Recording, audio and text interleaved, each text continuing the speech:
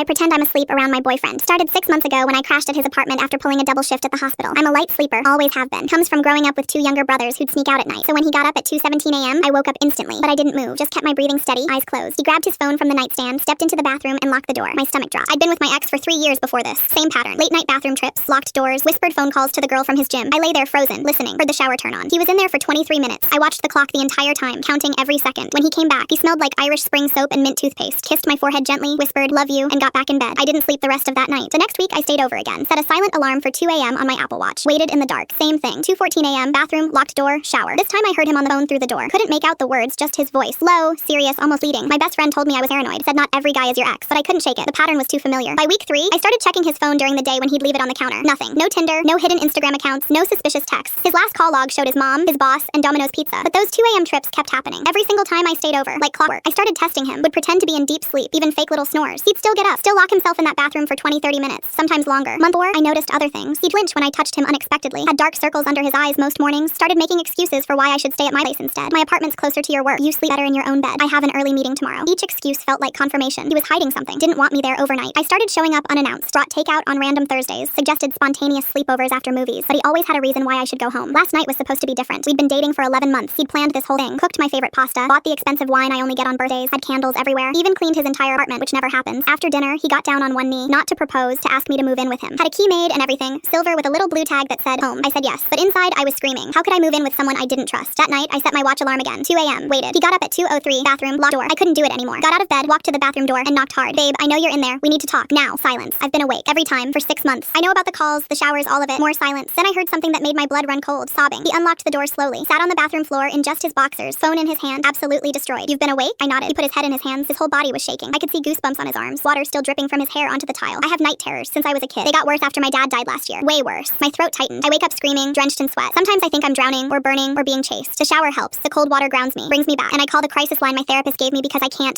let you see me like that. He looked up at me with red, swollen eyes. The first night you stayed over, I had one of the worst episodes in months. Woke up punching the air, thought someone was attacking me. I was terrified I'd hurt you in my sleep or scare you away forever. So I started setting an alarm for 1:45. Would wake up right before the terrors usually hit. Deal with it alone in the bathroom. He showed me his phone. Crisis helpline. Last called 47 minutes ago. Call duration 18 minutes. I thought if you moved in, I could get better about hiding it. Maybe sleep in the guest room some nights, take melatonin, something, anything. I didn't want you to think I was broken or damaged or too much to handle. I sat down next to him on the cold tile floor, put my arm around his shoulders. For 6 months, I'd been ready to accuse him of cheating. Convinced myself he was sneaking around behind my back. And for 6 months, he'd been protecting me from his worst pain. I don't think you're broken, I told him, grabbing his hand. I think you've been carrying this alone for way too long. He's starting intensive therapy next week. Twice a week sessions with a trauma specialist who deals specifically with night terrors and PTSD. I moved in yesterday, and last night when he woke up at 2 a.m., I woke up with him. We sat in the bathroom together, his head on my shoulder, until the terror passed.